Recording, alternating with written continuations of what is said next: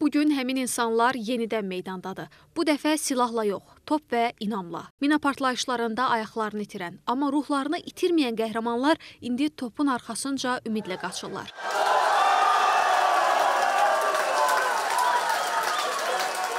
Hər zərbə bu meydanda sadəcə qol üçün deyil, həyatın yenidən başladığını sübut etmək üçündür.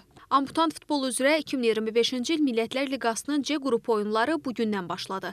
Oyun 19 oktyabrədək Bakıda keçiriləcək. Bu turnirin Azərbaycanda keçirilməsi ölkəmizdə mina probleminin dünyaya çatdırılması, minadan zərər çəkənlərin beynəlxalq idman platformalarında bir araya gəlməsi baxımından əhəmiyyətli hesab olunur. Azərbaycan, Ukrayna, İsrail, Niderland, Belçika oyunçularının iştirak etdiyi oyunun açılışında Azərbaycan və Belçika komandaları üz-üzə gəliblər. Asko Arenada təşkil olunan maç Azərbaycan millisinin qələbəsi ilə yekunlaşıb.